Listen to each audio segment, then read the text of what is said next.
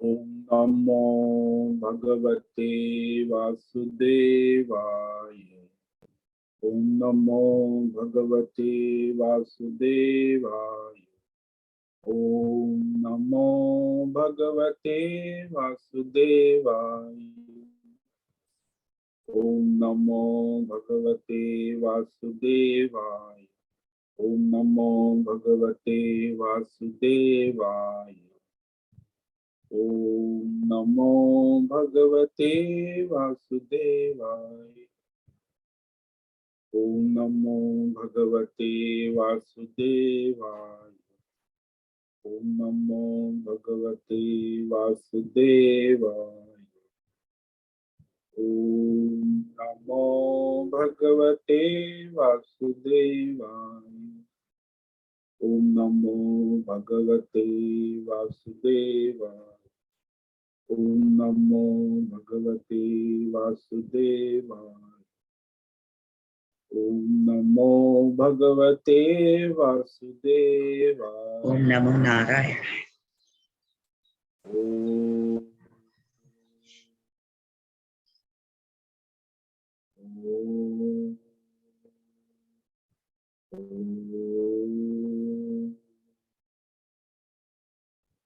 ओम श्री परमात्मने नमो नमः। ओम गं गणपतये नमो नमः। ओम सं सरस्वती नमो नमः। ओम गुं गुरुभ्यो नमो नमः। ओम सहना भवतु सहनौ भुनक्तु सह वीर्यं करवावहै तेजस्विनावधीतमस्तु मा विद्विषावहै। ओम शांति शांति शांति। सदाशिवसमारम्भां शंकराचार्य मध्यमम् अस्मदाचार्यपर्यन्तां वन्दे गुरुपरम्परां। वन्दे गुरुपरम्पराम्। ओम पार्थाय प्रतिबोधितां भगवतां नारायणेन स्वयं व्यासेन रचितां पुराणं मध्ये महाभारत अद्वैतामृतवर्षिणीं भगवतीम् अष्टादशाध्यायिनीं अम्बत्वा मनुसंदधामि भगवद्गीते भवद्वेषि वसुदेवसुतं देवं कंसचाणूरमर्दनं देवकी परमानंदं कृष्णं वंदे जगद्गुरु। नमस्ते परमं ब्रह्म सच्चिदानंद रूपाय निर्गुणाय नमस्तुभ्यं ओंकाराय नमो नमः।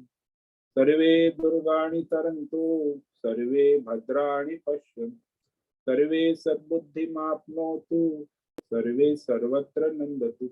ओम तत्सत। ओम ओम ओम। आप सभी ऑनलाइन नेटवर्क पर उपस्थित भगवत गीता श्रवण साधकों को आज प्रातः का अभिवादन अभिनंदन अभिवंदन। हरि ओम हरि ओम हरि ओम। हम सबको आज का यह दिव्य दिन तन मन धन जन देश काल विषय वस्तु परिस्थिति अवस्थाएं अध्यात्म भौतिक दैविक क्षेत्र व्यष्टि समष्टि सभी को अपने अपने पूर्व में अनंत जन्मों में किए हुए संचित पाप पुण्य धर्म अधर्म मिश्र कर्मों के पके हुए फल स्वरूप में वर्तमान में आज अपने अपने प्रारब्ध अनुसार परमेश्वरीय अचिंत्य योग माया के माध्यम से प्रसाद स्वरूप में प्राप्त हुआ है। अतः आज का यह दिव्य दिन परमार्थ हेतु निष्काम सेवा यज्ञ देव यज्ञ ऋषि यज्ञ पितृ यज्ञ मानव यज्ञ भूत प्राणी यज्ञ सात्विक दान शाइकवाचिक मानसिक तप निष्काम कर्म योग ध्यान योग भक्ति योग ज्ञान योग साधना स्वाध्याय वेद शास्त्रों का अध्ययन अध्यापन उपासना आराधना के लिए समर्पित करे और कराए। अत्यंत दुर्लभ मनुष्य जीवन को परमार्थ हेतु सार्थक करे और कराए। आज विक्रम संवत 2080 अधिक मास श्रावण की पंचमी और षष्ठी दो तिथि साथ में। पंचमी सुबह 7:09 तक है। उसके बाद षष्ठी कल सुबह 4:19 तक है। उसके बाद सप्तमी लग जाती है। आज है रेवती नक्षत्र। यह है रात्रि 1:42 तक। और और उसके बाद अश्विनी नक्षत्र लग जाता है। और आज है सोमवार, शिव जी शंकर आराधना का दिन और श्रावण अधिक श्रावण। और यहाँ वर्षा ऋतु चल रही है, लगातार वर्षा हो रही है। और यहाँ रात्रि का न्यूनतम तापमान 22 डिग्री और दिन का अधिकतम तापमान 30 डिग्री रहा। वायु की गति 5-10 किलोमीटर प्रति घंटा चल रही। ईस्वी सन 2023 7 अगस्त 2023 सुबह के 7 बजने वाले हैं। कलयुग का प्रथम चरण 5248वां वर्ष 7वां वर्ष मनवंतर श्वेत वराह कल ब्रह्मा जी का 26वां दिन और 51वां वर्ष चल रहा है। तो ऐसे अनंत कोटि ब्रह्मांडीय परमेश्वरी अचिंत्य योग माया में हमारा यह एक ब्रह्मांड, इस ब्रह्मांड में ये पृथ्वी लोक में समुद्र के ऊपर जम्बू द्वीप में विश्व का एकमात्र वैदिक राष्ट्र भारत में उत्तर हिमालय प्रांत में उत्तराखंड राज्य में टिहरी जिले में हिमालयन शिवालिक पर्वतमाला के अंतर्गत मणिकुट पर्वत के ऊपर नीलकंठ महादेव के सामने ऋषिकेश नगरी में मुनि की रेती प्रांत में शीशम जाड़ी में अवधूत बाड़ा आश्रम के सी ब्लॉक के पहले माले से 5 नंबर कमरे से गंगा किनारे से हम स्वामी उत्तमानंद सरस्वती भगवत गीता के आचार्य शिष्य स्वामी चिन्मयानंद सरस्वती महाराज चिन्मय मिश्र कैवल्याद्वैत वेद व्यास भगवत पाद शंकराचार्य की श्रृंगेरी संन्यास परंपरा से शिक्षित दीक्षित सनातन वैदिक भारतीय हिंदू धर्म अनुसार संपूर्ण भगवद गीता ज्ञान यज्ञ ऑनलाइन चैतन्यमय जीवंत लाइव प्रसारण के अंतर्गत व्याख्यान माला में अध्याय 2 सांख्य योग के श्लोक नंबर 22 पर संस्कृत एवं हिंदी में व्याख्यान करेंगे। दिव्य पवित्र सरल व्यावहारिक सटीक पूर्ण वर्ण अक्षर पद वाक्य पंक्ति श्लोक अध्यायों की संगति संधि अन्वय शब्दार्थ वाक्यार्थ भावार्थ रहस्यार्थ के यथार्थ तात्पर्य सहित वैदिक शास्त्र वेद व्यास साहित्य शंकर भाष्य परंपरागत सन्यासी आचार्यों की टीका टिप्पणी सहित आज का यह दिव्य व्याख्यान करेंगे। कृपया आप सभी श्रद्धा भक्ति ध्यान से परिपूर्ण होकर के यह दिव्य श्रवण साधना करे, कुछ ग्रहण करे, कुछ धारण करे, कुछ अपने जीवन में चरितार्थ करे और उसमें निरंतरता लाए।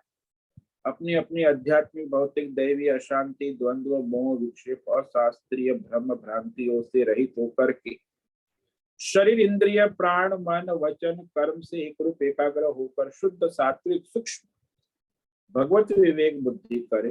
वेद शास्त्र एवं आचार्य परंपरा अनुसार विवेक करे। पुनः पुनः इस व्याख्यान का श्रवण करे, मनन करे, चिंतन करे, चर्चा विचारणा करे, प्रचार प्रसार लिंक भेज लेखन करे, ग्रुप में शेयर करे, अपना और सबका परम कल्याण करे और कराए। ओम तत्सत। ओम ओम ओम।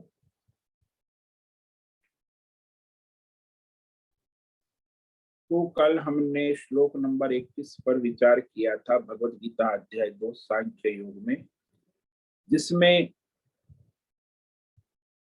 आत्म तत्व ज्ञानी किसी को न मारता है न मरवाता।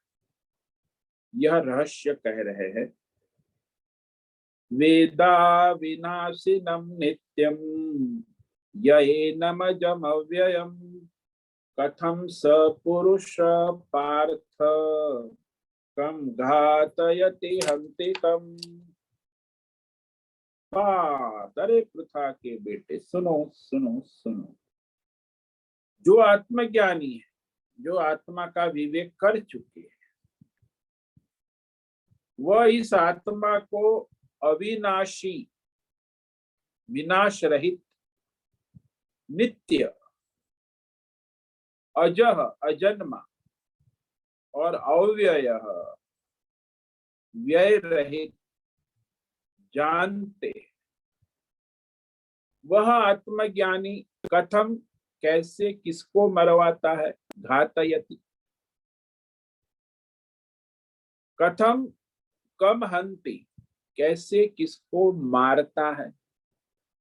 ये दो जो चीज है, मारना और मरवाना, ये अर्जुन के लिए बड़ा महत्व का है, क्योंकि युद्ध के मैदान में तो यह एनम वेद, इस श्लोक में कहा, जो इस तत्व को, इस रहस्य को जानता है, विवेक करता है कि मैं स्थूल सूक्ष्म शरीर जो नहीं हूं, और फिर उस स्थूल सूक्ष्म शरीर न होने के कारण ही अपने वास्तविक आत्मा के स्वरूप को जानने से विवेक होता है कि भाई आत्मा न कभी किसी को मारता है न मरवाता है, क्योंकि वह अविनाशी, नित्य, अज और अव्यय। तो ऐसा विवेक जिसको हो जाता, तो इस संसार में जो जड़ वस्तु है, पत्थर को कोई मार नहीं सकता, वो जड़ है। और चेतन आत्मा है, उसे भी कोई मार नहीं सकता, क्योंकि वो चेतन है। तो जब यहाँ मरने मारने वाला कोई नहीं है, तो ये भ्रम कैसे उत्पन्न?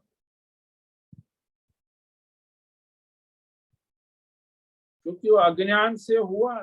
चिंतन करो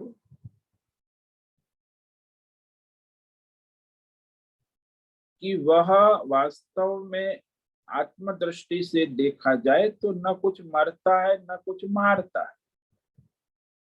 आत्मस्वरूप परमार्थ दृष्टि से विचार करना आवश्यक। व्यवहार में जो दिखता है वो भ्रम है, आभास है।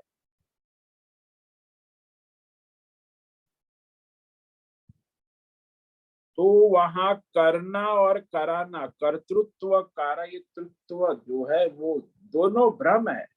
भगवान ने कहा था कि परमात्मा जीव रूप में करता नहीं है, और ईश्वर भी परमात्मा होने से करवाता नहीं। तो परमात्मा ही जीव रूप में करता नहीं है, और ईश्वर रूप में परमात्मा करवाता भी नहीं। दोनों ही जो विचार है, ये अज्ञान से है, अविवेक से। तो अर्जुन के मन में ये प्रश्न आया कि जब आत्मा करता नहीं है, करवाता नहीं, तब आप हमसे कैसे कह रहे हैं कि तुम ये युद्ध लड़ो, युद्धस्व आप नहीं करवाते हैं, यह भी हमने मान लिया, परंतु शरीर का घात तो हो जाता है ना। अभी इस युद्ध में भीष्म और द्रोण के शरीर मारे जाएंगे, यह तो ठीक है, आत्मा स्वरूप से न मारता है न मरवा, परंतु शरीर रूप से, व्यवहारिक दृष्टि से तो अर्जुन का शरीर मारने वाला है और भीष्म द्रोण के शरीर मरने वाले।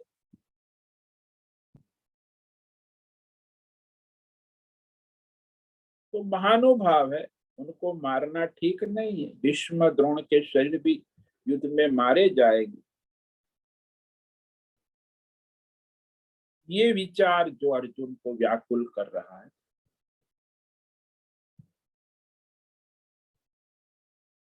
तो पारमार्थिक दृष्टि से न होने पर भी व्यावहारिक दृष्टि से ये ठीक नहीं है। इसका उत्तर अब यहाँ दृष्टांत के द्वारा दे। व्यावहारिक दृष्टि से भी विवेक करो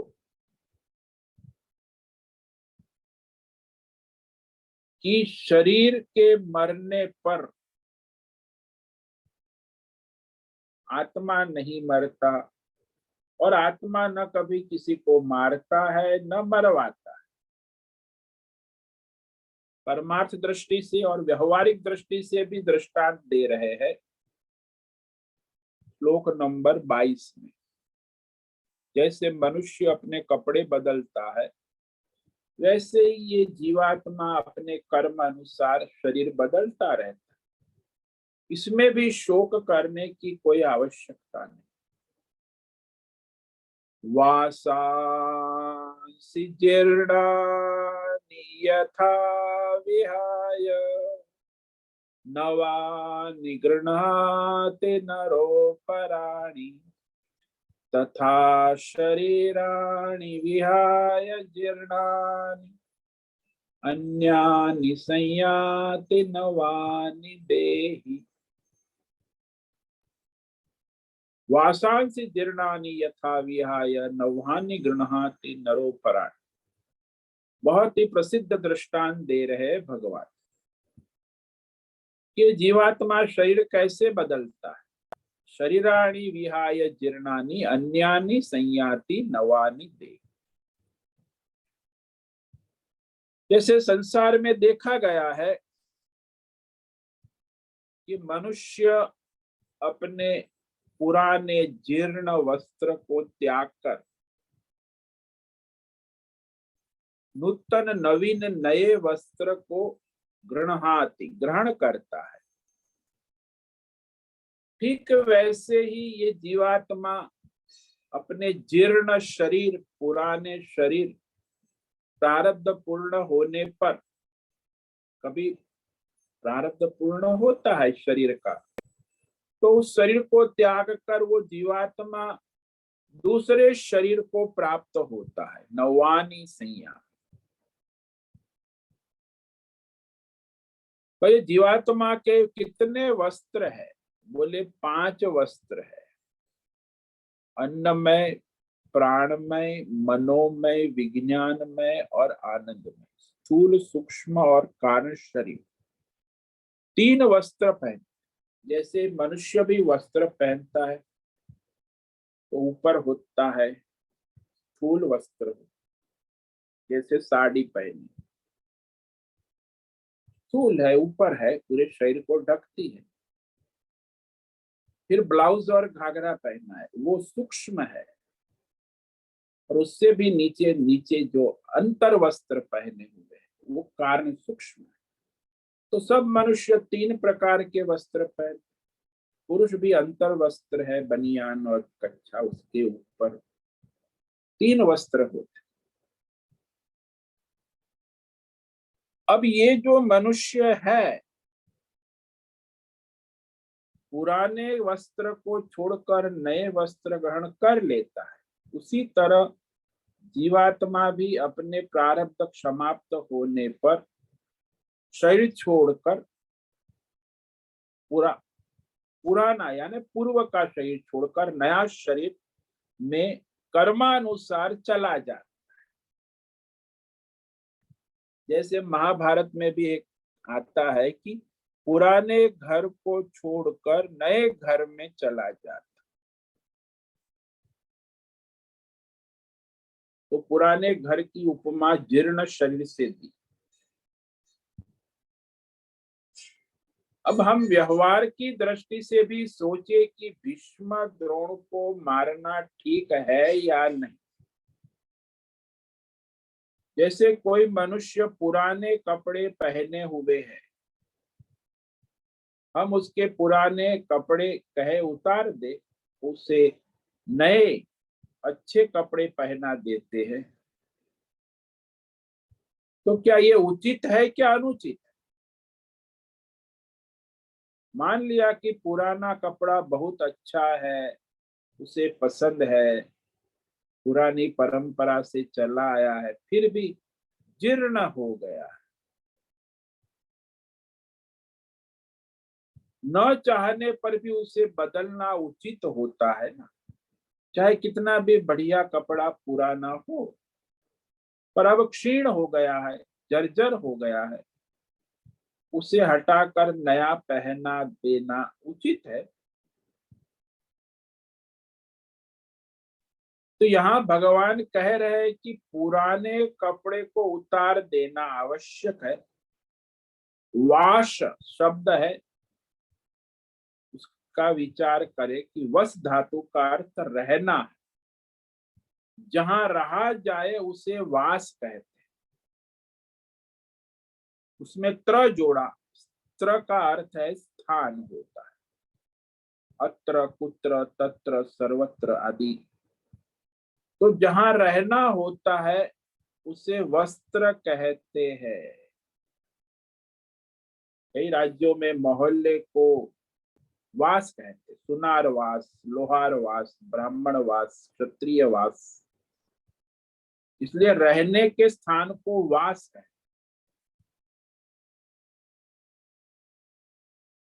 मनुष्य कपड़े में रहता है, इसीलिए उसे वास, वस्त्र कहते। तो भाई हमारी वैदिक परंपरा में स्नान भी बिना वस्त्र के नहीं कर, ये भी स्नान कर्म जो है उसमें वस्त्र धारण करना आवश्यक।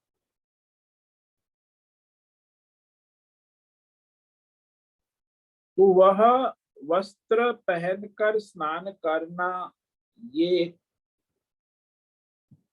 वरुण देवता, जल देवता का सम्मान है। इसलिए वो जो हमारे भागवत में कथा आती है कि यमुना किनारे गोपियां निवस्त्र होकर यमुना जी में स्नान करने गई, तो उनके वस्त्र भगवान कृष्ण ने चुरा ली, वस्त्र हरण लीला। तो वस्त्र उठा लिए, यही तो बताने के लिए कि तुम जो है वरुण देव का सम्मान नहीं करती तो मेरा कैसे करो। वस्त्र जो है मर्यादा का प्रतीक है। तो जल के देवता वरुण है, जब आप वरुण देवता का सम्मान करोगी तो मेरा भी सम्मान करो। इसलिए भगवान ने उसे पाठ पढ़ाया गोपियों को, वस्त्र हरण।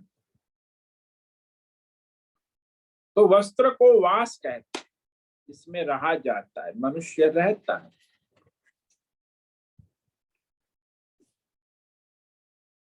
अब ये जो हमारा भौतिक शरीर है, स्थूल सूक्ष्म, इसमें भौतिक शरीर जो है वो हमें दिखता है। सूक्ष्म शरीर हम विवेक करके शास्त्र के द्वारा जान सकते। तो ज्यादातर हम इस भौतिक शरीर में निवास करते हैं, बसते हैं, इसीलिए इस शरीर को वास कहा। वो जीवात्मा का निवास है, शरीर निवास स्थान। तो जिसमें शरीर रहता है वह कपड़ा है, तो कपड़ा भी निवास है, वास।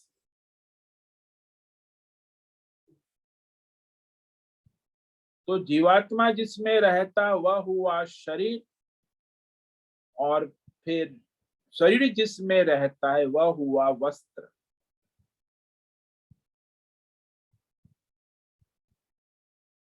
तो भौतिक शरीर के बिना जीवात्मा का अनुभव नहीं होता है। जीवात्मा का अनुभव हमेशा स्थूल सूक्ष्म शरीर में ही होता है।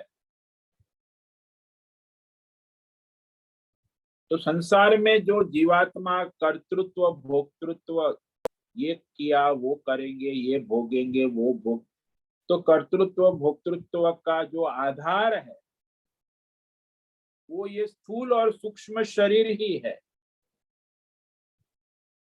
इसलिए वेदों में कहा, कहीं कर्म का जो मुख्य आधार है तो वहां शरीर ही कर्म का आधार है। स्थूल सूक्ष्म शरीर के द्वारा ही जीवात्मा कर्म कर, उसके बिना वो कर्म नहीं कर सकते। इसलिए शास्त्रों में कहा है कि ब्राह्मण का ये कर्म है, क्षत्रिय का अमुक कर्म है, वैश्य का ये कर्म धर्म है, शूद्र का ये कर्म, स्त्री का धर्म कर्म ये है, पुरुष का धर्म कर्म।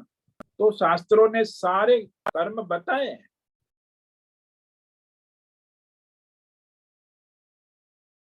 तो जैसे कपड़े के बिना कोई काम नहीं हो सकता है, वैसे स्थूल सूक्ष्म शरीर के बिना मनुष्य का कोई काम हो नहीं सकता है।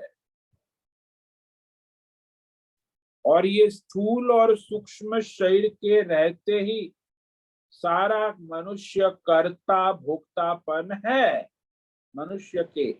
मैंने ये किया, मैंने ये भोगा, कर्ता और भोक्तापन स्थूल सूक्ष्म के साथ जुड़ा है।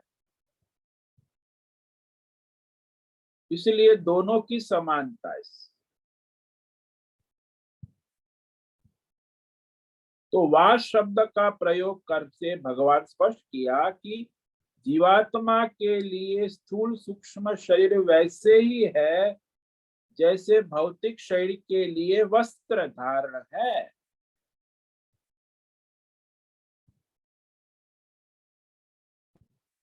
जैसे वस्त्र पुराने क्षीण जर्जर हो जाते, वैसे ही शरीर भी उसकी आयु में क्षीण हो जाते। जैसे यहाँ भीष्म और द्रोण, भीष्म द्रोण के शरीर क्षीण है, वृद्ध है, वयोवृद्ध है, महानुभाव, और इन लोगों ने जीवन में धर्माचरण के द्वारा अपने भौतिक शरीर को क्षीण किया है। भाई भीष्म ने भी बड़ी बड़ी तपस्या की है, बड़े बड़े नियम धर्म के पालन किए हैं। भीष्म और द्रोण भी बड़े तपस्वी है, लेकिन अब उनके शरीर क्षीण हो गए हैं।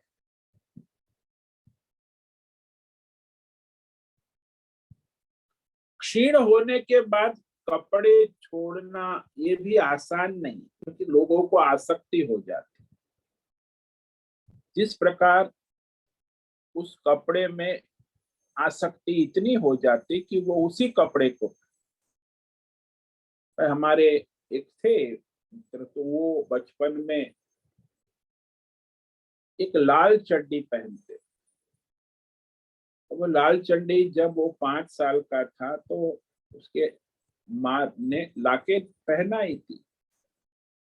अब वो लाल चड्डी उसके घुटने तक आती थी, बढ़िया लाल चड्डी पहनता था, लेकिन वो फटती नहीं।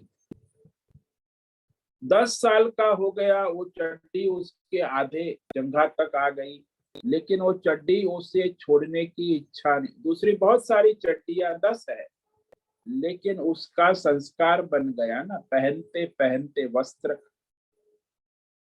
मनुष्य के पास बहुत सारे वस्त्र होते, लेकिन जो पुराने वस्त्र है वो छोड़ना उसमें भी आसान नहीं। क्षीण होने पर भी वो उसे सिला कर टाके लगा कर भी पहनता। वो आसक्ति। तो शरीर को धारण करते हुए वह मनुष्य उसमें आसक्त हो जाता है। खासकर ये कपड़ों में आसक्ति देखी गई है सर्वत्र, और वैसे ही शरीर में भी आसक्ति हो जाती। तो उसे मरना है, छूटना है, लेकिन छूटता नहीं है। और यहाँ भीष्म का शरीर जो है वो तो भाई इच्छा मृत्यु वाले है। उनका शरीर क्षीण हो गया है, पर भी स्वयं उतारेंगे नहीं, क्योंकि इच्छा मृत्यु प्राप्त है ना। जब तक इन्हें इच्छा न हो वे इस शरीर को नहीं छोड़ सकते।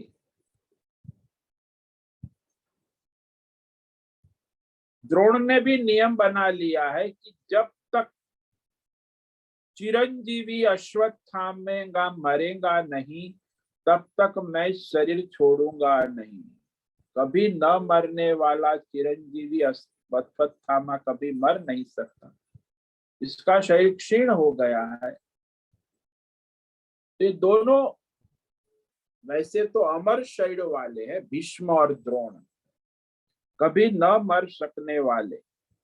भीष्म तो इच्छा मृत्यु वाले हैं, और द्रोण भी चिरंजीवी अश्वत्थामा जिसकी मृत्यु नहीं है, तो उसकी कैसे मृत्यु हो सकती।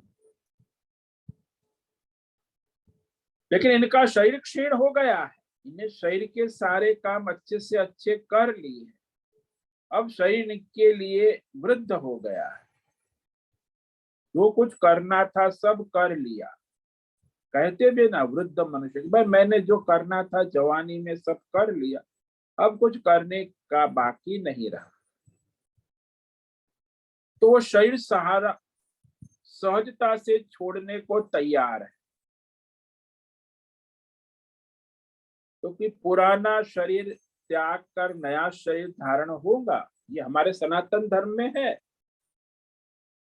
पुराना वस्त्र उतार दिया जाएगा तो उसके कर्मों के फल स्वरूप वो से नया वस्त्र मिलेगा। विष्णु भी यदि अपनी इच्छा से मृत्यु को प्राप्त होते हैं तो उसे भी दिव्य शरीर प्राप्त होगा। वो भी अष्ट वसुओं में से एक वसु है, देवता है। द्रोण भी ऋषियों में से एक है, तो दिव्य लोक ऋषि लोक में चले जाएंगे, दिव्य शरीर की प्राप्ति होगी।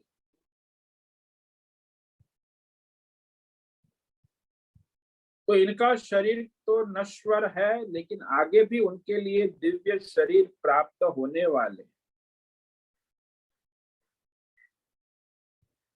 तो यहाँ यह व्यावहारिक दृष्टि से देखा जाए तो ये शरीर छोड़ना या वस्त्र बदलना या शरीर बदलना, यह काम अच्छा है, बुरा नहीं है, करने लायक।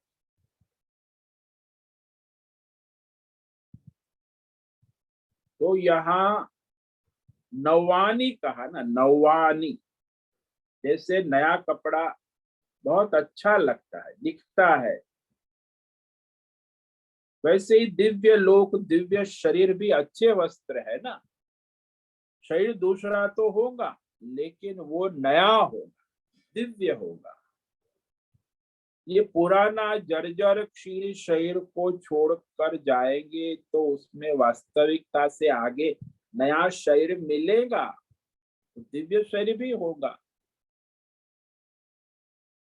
इसलिए नए कपड़े जैसे नए अच्छे लगते हैं, वैसे ही शरीर दूसरा शरीर धारण करता है।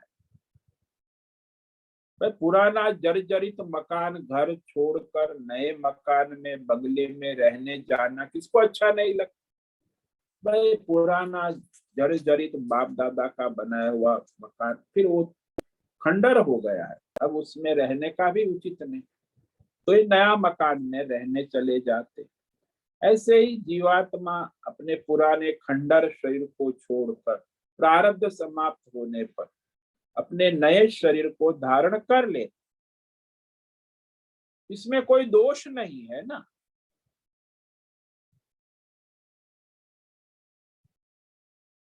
तो जीवात्मा संसार में आता है जाता है, उसका आना जाना चलता रहे।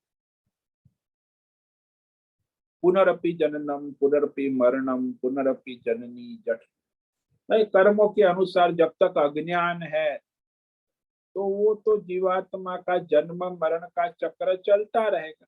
पुराने शरीर का त्याग कर दूसरे नए शरीर, जैसे वो तित्ती घोड़ा है, एक घास का तिनका छोड़कर दूसरे घास के तिनके पर चलता। मकड़ी की जाल है तो मकड़ी की जाल समेट कर दूसरी जाल बना लेती है।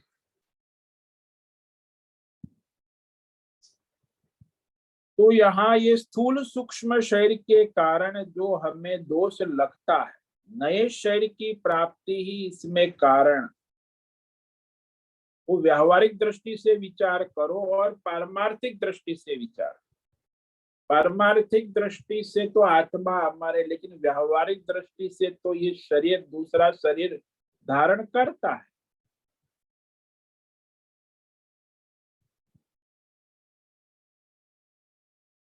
तो यह सनातन नियम है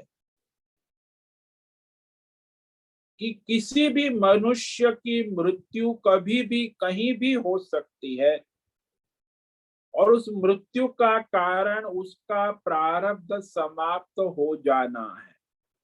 ये हमारा सनातन नियम। कभी भी किसी का प्रारब्ध समाप्त हो। परसों ही किसी ने मुझे कहा हमारे यहाँ कि वो उसके गांव का एक लड़का यहाँ देहरादून में रहता था, 32 साल का, उसके 2 छोटे बच्चे, पत्नी किराए पे काम धंधा करता। बस उसको खून की उल्टी हुई,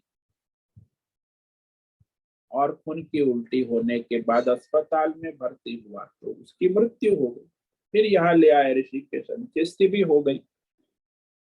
अब वो 32 साल के युवा ने कभी सपने में भी सोचा होगा कि मेरी पत्नी, मेरे 2 बच्चे रह जाएंगे, मैं चला जाऊंगा? अब उसका प्रारब्ध समाप्त हो, कभी जीर्ण होता है शरीर, प्रारब्ध किसी का है तो लंबी आयु हो। अब इसकी आयु केवल 32 साल की। प्रारब्ध समाप्त होने के बाद एक क्षण भी जीवात्मा का शरीर नहीं रहता। तो ये सनातन नियम है कि मनुष्य की मृत्यु का कारण उसका प्रारब्ध का समाप्त हो जाना ही है। अब यहाँ युद्ध के मैदान में अर्जुन शोक कर रहा है कि भीष्म द्रोण, अरे भीष्म द्रोण का प्रारब्ध भी समाप्त हो चुका है, तुम उसे न मारोगे तो भी उनका प्रारब्ध उसे मारेगा। सामान्य दृष्टि से भौतिक शरीर कर्म को करने के योग्य नहीं रह जाता है, तब परमात्मा उसे उस शरीर से, भौतिक शरीर को छोड़कर नए शरीर प्राप्त कराता है। ये परमात्मा की ईश्वरीय प्रकृति की बहुत बड़ी करुणा है। ये व्यवस्था जो है ना, सभी के लिए करुणाकर व्यवस्था है, अद्भुत व्यवस्था। कि भाई इसका शरीर अब इस काम करने लायक नहीं है तो उसे दूसरा शरीर नया उसके लिए वह बाध्य करते हैं। तो कर्म के अनुसार उसे नया शरीर प्राप्त भी होता है।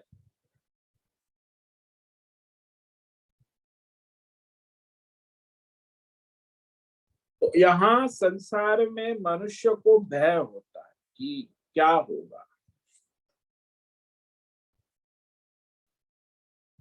ये भगवान की करुणा है सभी जीवों के, कि भाई उस शरीर का छूटना कोई मृत्यु नाश नहीं है, एक पड़ाव है, दूसरा शरीर धारण करेगा। जैसे माता होती है, वो माता अपने छोटे बच्चे को दूध पिलाती है स्तन छाती से, तो एक छाती में दूध समाप्त हो जाता है तो दूसरी छाती पर लगाती है कि वहां दूध, उसे पता है कि यहाँ दूध नहीं है, चूस रहा है लेकिन कुछ एक बूंद भी नहीं है। तो वैसे ही इस वर्तमान जन्म का प्रारब्ध समाप्त हो जाता तो ईश्वर उसे दूसरा जन्म दे देते कि वहां वो अपने कर्म में प्रारब्ध के अनुसार आगे बढ़े। मूल तो वह पूर्णता के लिए देते हैं कि परमार्थ करे, पूर्णता को प्राप्त हो जाए, लेकिन वो कामना वासना ग्रस्त ही रहता।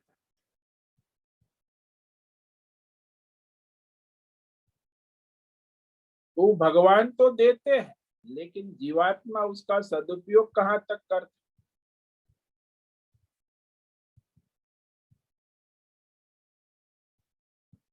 तो इस तरह आज हमने ये जो है नए शरीर धारण करने के विषय में भगवान ने जो कहा, वो भगवान की बहुत बड़ी करुणा है, कृपा है सभी जीवों के। पुराने वस्त्र उतर जाएंगे, ऐसे भीष्म द्रोण के वस्त्र भी उतर जाएंगे और नए शरीर धारण करेंगे। मनुष्य नए शरीर को प्रारब्ध समाप्त होने से ग्रहण करता ही है, लेकिन परमात्मा का शरीर प्रारब्ध के कारण नहीं है। जीवात्मा का शरीर प्रारब्ध के अनुसार प्राप्त होता है। तो इस प्रकार ये शरीर, देही आत्मा जो है, वो नए नए शरीर धारण करता रहे। भौतिक शरीर का नाश होता है, लेकिन जीवात्मा जो देही है, आत्म तत्व का नाश नहीं होता है। तो अब आगे जो 3-4 श्लोक में वही आत्म तत्व को अविनाशी सिद्ध करने जा रहे भगवान कि आत्म तत्व अविनाशी है, उससे कभी कोई नाश नहीं हो। आत्म तत्व को न कोई जला सकता है, न काट सकता है, न मार सकता है, न सुखा सकता है। वो सदा निर्विकार, सनातन, अव्यक्त। तो उस आत्मा के विषय में शोक करना उचित नहीं है। आत्म दृष्टि से शोक करना उचित नहीं है। तो ये श्लोक आज पढ़ेंगे, इस पर विचार कल करेंगे कि आत्मा अमर है, उसका शोक नहीं हो सकता। नैनम छिन्दन्ति शस्त्राणि, नैनम दहति पावकः, न चैनम क्लेदयन्त्यापो, न शोषयति मारुतः। इस आत्मा तत्व को शस्त्र नहीं काट सकते। शस्त्राणि न छिन्दन्ति, एनम पावकः, अग्नि जला नहीं सकती। एनम क्लेदयन्त्याप, जल इसे सुखा नहीं सकता। मारुत न शोषयति, वायु इसे सुखा नहीं सकता, जल इसे गला नहीं सकता। यानी पंच तत्व इसका नाश नहीं कर सकते हैं। तो इस आत्मा का कभी नाश नहीं होता। तो इस पर हम कल विचार करेंगे। तो आज जिस श्लोक पर विचार किया, इसे संक्षेप में कह देते हैं। वासांसि जीर्णानि यथा विहाय, नवानि गृह्णाति नरोपराणि, तथा शरीराणि विहाय जीर्णानि अन्यानि संयाति नवानि देहि। भगवान कहते, अर्जुन तू कहता है कि शरीर के वियोग का शोक करना उचित है, तो वो भी ठीक नहीं, क्योंकि मनुष्य पुराने वस्त्रों को त्याग कर दूसरे नए वस्त्र को ग्रहण करता है। ठीक वैसे ही ये जीवात्मा अपने जीर्ण प्रारब्ध पूर्ण होने पर पुराने शरीर को त्याग कर दूसरे नए शरीर को प्राप्त होता है, संयात।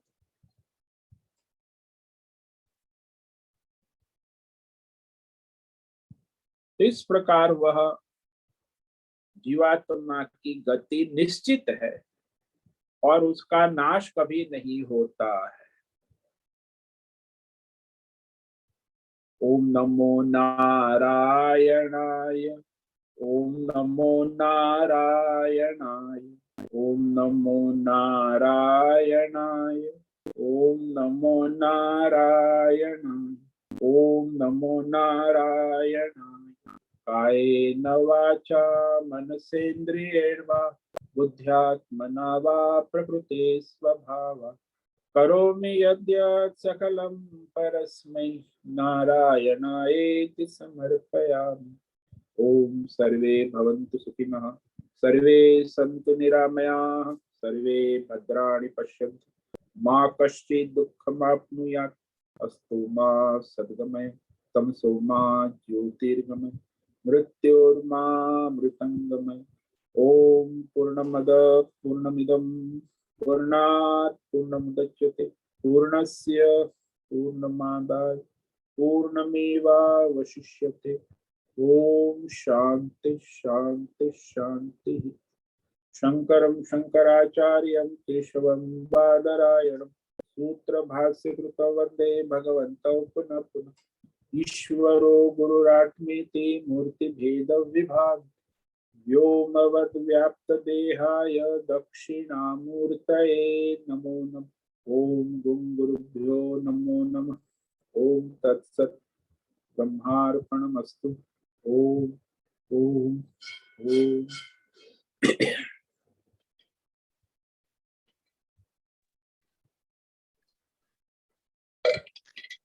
प्रणाम स्वामी जी। ओ बोलो।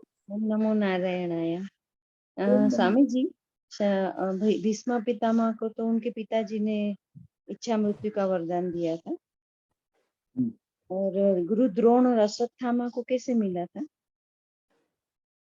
अश्वत्थामा को चिरंजीवी का वरदान मिला है ना। मतलब कुछ वो उनका स्टोरी है, कैसे मिला उनको? वो कि तो अभी जन्म मुझे से? कुछ पता नहीं है, उसका स्टोरी होगा तभी तो उसे चिरंजीवी का। अश्वत्थामा को द्रोण अच्छा, का और पुत्र है ना। हाँ, गुरु द्रोण को भी उनका भी रहेगा वैसे ही? नहीं, द्रोण को तो वो कहा था कि मैं, वो भी अब सीधा अर्थ हो गया ना कि जब अश्वत्थामा चिरंजीवी है तो अश्वत्थामा की मृत्यु होगी तो मेरा मृत्यु हो सकती है, नहीं तो नहीं हो सकती। तो वो भी तो, उनमें भी तो वही इच्छा मृत्यु हो गई ना, अमर हो गया, चिरंजीवी हो गए ना। मतलब उनकी आड़ में उन्होंने अपना चिरंजीवी पना मांग लिया, ऐसा हुआ? हाँ तो ऐसा ही हुआ ना। हाँ हाँ, क्योंकि वो तो अगर चिरंजीवी है तो उनकी मृत्यु नहीं है तो मेरी भी नहीं होगी करके गुरु द्रोण ने हाँ, ऐसा कभी प्राण न लिया। मरने वाला अश्वत्थामा कभी मर नहीं सकता। इसका हाँ शरीर तो क्षीण हो गया है, लेकिन फिर भी अश्वत्थामा अमर है तो वो भी अमर हो गए। हाँ, क्योंकि इनका भीष्म पितामह का तो सुना था कि उनके पिताजी ने दिया। तो क्या शांतनु जी महाराज जो है उनके पिताजी, वो भी कैपेबल थे उतना देने के लिए चिरंजीवी? मतलब उनका इतना हाँ तो वो तो भाई शक्ति? देवी शक्ति है, तो राजा थे, देवी शक्ति। अच्छा, हाँ। प्रणाम स्वामी जी। ओम नमो नारायण। ओम नमो।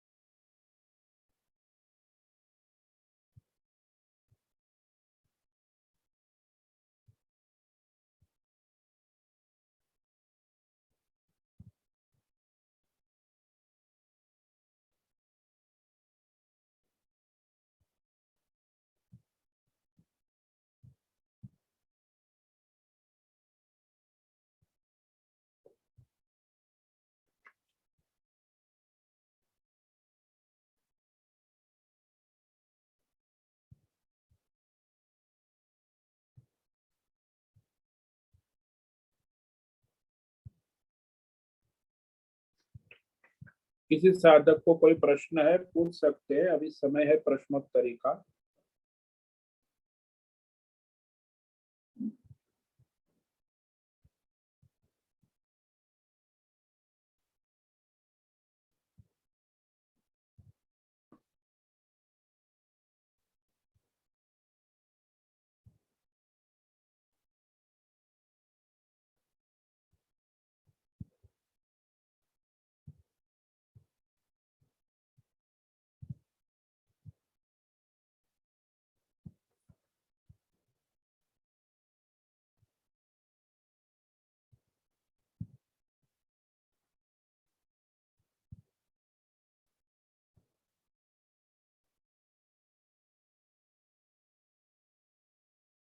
जैसे सुनार होता है,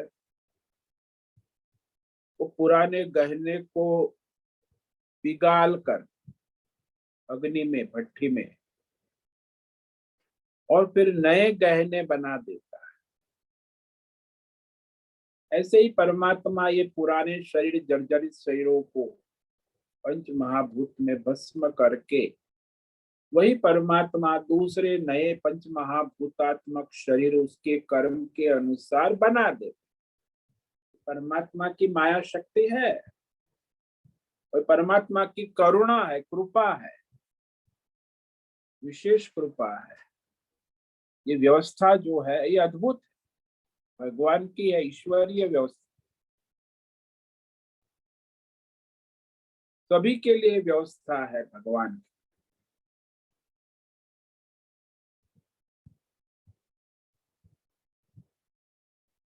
जैसे एक बार एक योगी तपस्वी यहाँ हिमालय पहाड़ गंगा किनारे तपस्या कर रहे थे, अपनी पर्णकुटी झोपड़ी बनाकर रहते थे गंगा के। थे बड़े योगी तपस्वी। एक दिन वो बैठे थे गंगा किनारे, तो गंगा के पट में एक युवान राजकुमार एक बड़ा अरबल घोड़ा लेकर निकले। तो राजकुमार को देखकर वो तपस्वी योगी को हुआ कि अरे ये राजकुमार कितना बढ़िया है, घोड़े की सवारी और इतनी जवानी और थबड़ा थबड़ा कितने दिव्य वस्त्र धारण किए हैं। बड़ा राजकुमार तो बड़ा दिव्य, मौज मस्ती है, ऐसी मौज मस्ती मुझे भी मिल जाए। उसको इच्छा हो गई कि मुझे भी राजकुमार जैसी अश्व सवारी घुड़सवारी मौज मिल जाए। अब वो उसको इच्छा हुई, उसी क्षण उसकी मृत्यु हो गई। अब योगी तपस्वी योग साधना करता था और अंतिम समय में ये राजकुमार के घुड़सवारी की इच्छा हो गई और मृत्यु हो गया तो योगी तपस्वी। तो अगले जन्म में वो राजकुल में राजघराने में राजकुमार जन्म हुआ उसका।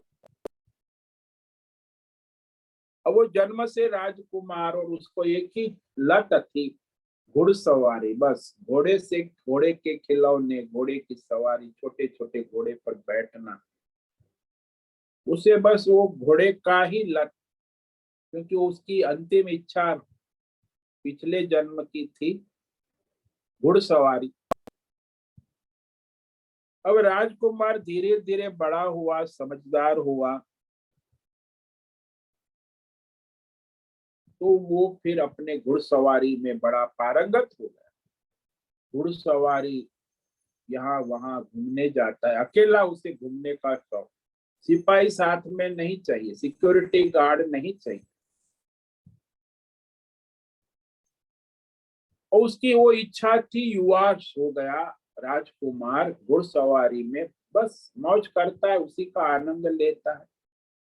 हाँ, वही योगी पिछले जन्म का जो उसने कामना की थी। तो उसकी घुड़सवारी की वासना क्षीण होने लगी। तो एक दिन वो अपनी घुड़सवारी पहाड़ी में गंगा किनारे वहीं घुड़सवारी करते हुए तेज रफ्तार से जा रहा। पहाड़ी है, पहाड़ में तो भी बढ़िया घोड़े की सवारी, और उस घोड़े का एक पैर जो है पत्थर से टकरा कर फिसल गया और वो घुड़सवार राजकुमार घोड़े से गिर गया, सर पटक गया, फूट गया, वही उसके प्राण निकल गए। वह राजकुमार की मृत्यु हो गई। बड़ा शोक छा गया राज्य में, राष्ट्रीय शोक। ये राजकुमार का घुड़सवारी अकस्मात में मृत्यु हो गई, देहांत हो गया। हालांकि वो राजकुमार वही योगी था, अब फिर योग मार्ग में आगे जाएंगे।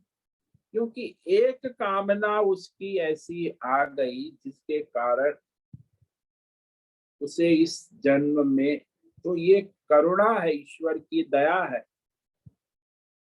कि उसकी वासना कामना का क्षय कर कर उसे परमार्थ की ओर ले जाना चाहते हैं परमात्मा। ऐसे ही सभी जीवात्मा जो है उसकी कामना इच्छा पूर्ण करने इसलिए है कि वह वो परमार्थ करे। जैसे घर में भी देखते हैं ना, माता पिता कहते हैं कि तू ये कर ले तो तेरी ये कामना पूरी हो जाएगी, तो तुझे ये लाभ करेगी, विशेष लाभ। जैसे पढ़ने में अच्छा फर्स्ट क्लास लाएगा तो तुझे फिर आगे विशेष स्कूटी लेके दे दे, वाहन दे दे। तो भगवान भी चाहते हैं कि वो परमार्थ करे, इसीलिए फिर उसकी वासना कामना क्षय करने के लिए शरीर के बाद शरीर के बाद शरीर देते रहते, लेकिन वो वासना और कामना में ही पड़ा रहता है।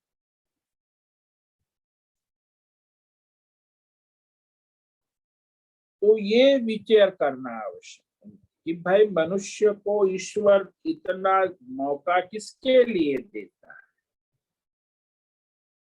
परमार्थ के लिए ये सब व्यवस्था है। तो इस तरह मनुष्य को जब भी संसार में जो भी वो तो सोचता है कि ये मेरी कामना अधूरी रह गई तो पूरी नहीं, ऐसा नहीं है। इस जन्म में जितनी कामनाएं पूरी हुई, बाकी जो अधूरी है वो आगे अगले जन्मों में प्रकृति और परमेश्वर की करुणा दया से वो सब पूरी कराते हैं और उसे परमार्थ की ओर ले जाना चाहते। तो यही उसकी करुणा है, दया है, परमेश्वर की प्रकृति माया प्रकृति। तो हर बार सोचना चाहिए कि ये सब हम जो संसार में शरीर धारण किया है ये किसके लिए है? भोग वासना कामना के लिए नहीं है, ये है परमार्थ सिद्ध करने के लिए है।